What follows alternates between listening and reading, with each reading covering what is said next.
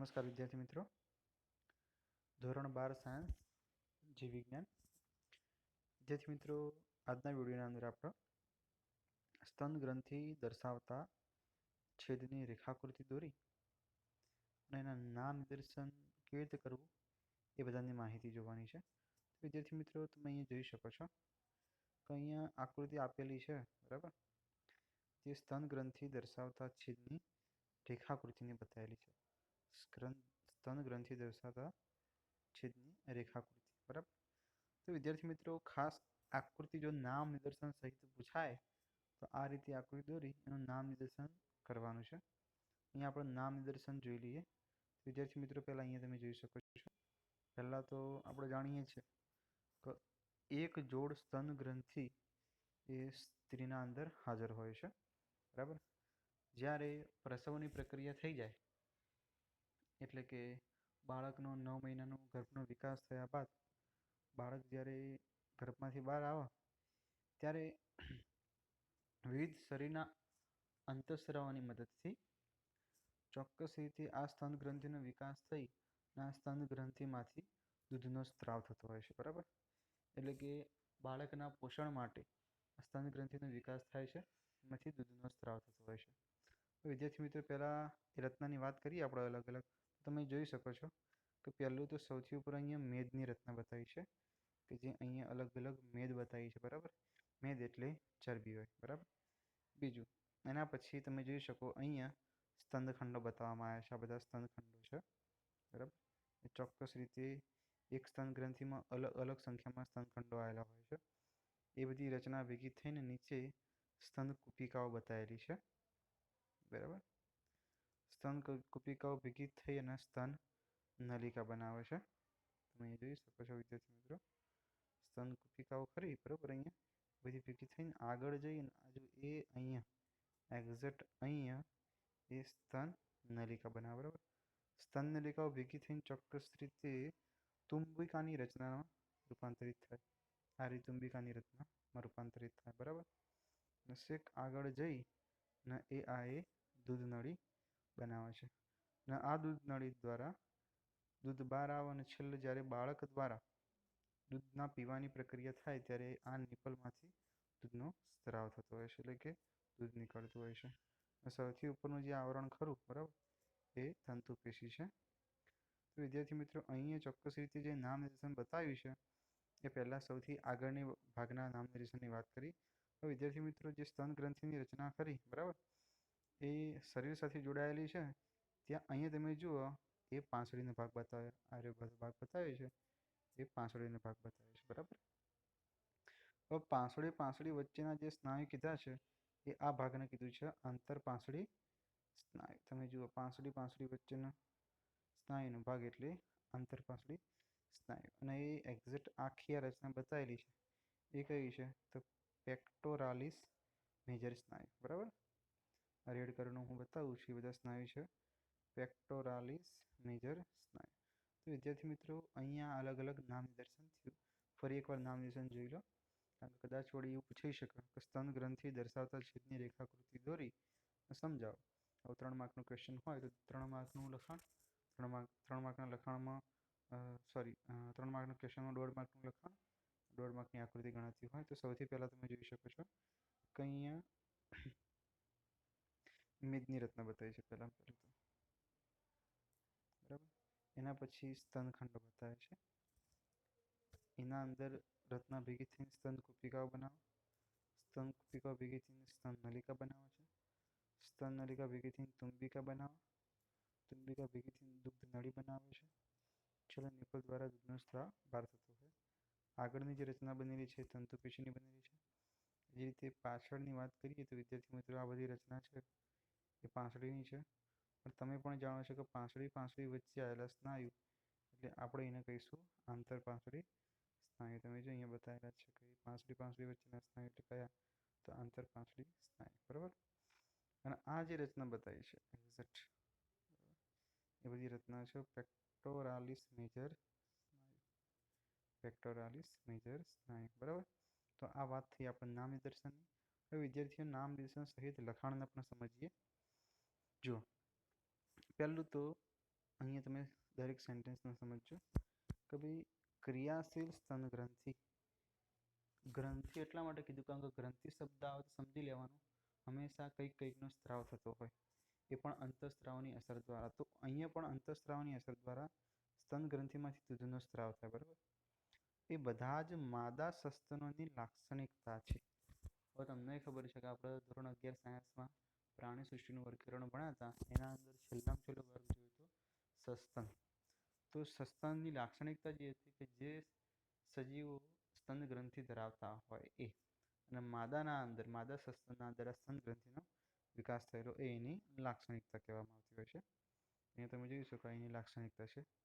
સ્તન ગ્રંથિઓ ગ્રંથિમય પેશી ભિન્ન માત્રામાં ચરબી ધરાવતી હોય છે અને જોડમાં આવેલી હોય છે. અહીંયા તમે આકૃતિમાં જોયું કે સ્તન ગ્રંથિ હોય છે, બરાબર. એ અહીંયા ઉપર મેદ બતાવી છે, મેદ એટલે ચરબી, બરાબર. એ ચરબી બતાવેલી હોય છે. બીજું આગળ જુઓ, પ્રત્યેક જે સ્તન ગ્રંથિની પેશી ખરી એ લગભગ 15 થી 20 સ્તનખંડોમાં વહેંચાયેલી હોય છે. કહેવાનો મતલબ એક સ્તનના અંદર જે ગ્રંથિમય પેશી ખરી એમાં સ્તનખંડો કેટલા છે? તો 15 થી 20 જેટલા સ્તનખંડો આવેલા છે. MCQ તમે યાદ રાખજો, 15 થી 20 જેટલા સ્તનખંડો આવેલા છે. 15 થી 20 જેટલા સ્તનખંડો વહેંચાયેલા, જે કુપિકાથી ઓળખાતા કોષોના સમૂહ ધરાવે છે. જે કોના સમૂહ ગોઠવાયેલા? તો જે કુપિકાથી ઓળખાતા કોષના સમૂહ ધરાવે. તો સ્તનખંડો બનેલા છે, વાત સાચી, પણ એ કઈ રચના? તો સ્તન કુપિકાની રચના દ્વારા. તો તમે અહીંયા જોઈ શકો છો કે સ્તનખંડો બતાવે છે, બરાબર. પણ સ્તનખંડો જે બતાવે છે એના અંદર કઈ રચના આવેલી છે? તો સ્તન કુપિકાની રચના આવેલી છે. ઓકે, હવે આગળ તમે જુઓ,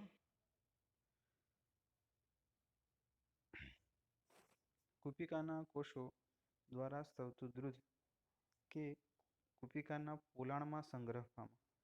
કુપિકાના કોષો દ્વારા જે દૂધ સ્રવ કુપિકાના પોલાણમાં સંગ્રહણ પામે છે, કે જે આગળ જઈને કુપિકા એ સ્તન નલિકામાં ખુલે છે. વિદ્યાર્થી મિત્રો તમે અહીંયા જોઈ શકો છો કે આગળ જઈ અને એ વસ્તુ શું ખુલશે? તો સ્તન નલિકાના અંદર ખુલશે. તો આ બધી રચના બતાવી છે, સ્તન નલિકા બતાવી છે. ઓકે, દરેક ખંડની નલિકાઓ ભેગી મળી છેલ્લે શું બનાવશે? તો સ્તન વાહિની બનાવશે. દરેક ખંડની નલિકાઓ ભેગી મળી અને સ્તન વાહિની બનાવે. તો અહીંયા આકૃતિ પ્રમાણે તમે જોઈ શકો છો કે અહીંયા સ્તન વાહિની આવશે, બરોબર, કે જે તુંબિકા, દૂધનળી, નિપલની રચના પણ બતાવવા આગળ, બરોબર. તો સ્તન વાહિની બનાવે છે. ઘણી સ્તન વાહિની ભેગી મળી અને છેલ્લા આગળ સ્તન તુંબિકા બનાવો. તમારે આકૃતિ આપણે જોયું હતું કે બધી ઘણી રીતે સ્તન વાહિની ભેગી મળી અને પહોળી સ્તન તુંબિકા બનાવવા. તમે જોઈ શકો છો અહીંયા સ્તન તુંબિકાની રચના બતાવેલી છે, બરાબર. ઓકે, જે દુગ્ધ વાહિની સાથે જોડાયેલી છે, કે જે કોના સાથે જોડાયેલી છે? તો દૂધની વાહિની એટલે દૂધનું વહન કરી એના સાથે, કે જેને ઇંગ્લિશમાં કીધું છે લેક્ટિફેરસ ડક્ટ. ઇંગ્લિશમાં શું કીધું છે એના? તો લેક્ટિફેરસ ડક્ટ, જેના દ્વારા દૂધ શોષવાથી બહાર આવે. એટલે જ્યારે બાળક આ દૂધનું શોષણ કરે છે, બરાબર, ત્યારે સ્તન ગ્રંથિમાંથી દૂધનો સ્ત્રાવ થતો હોય છે.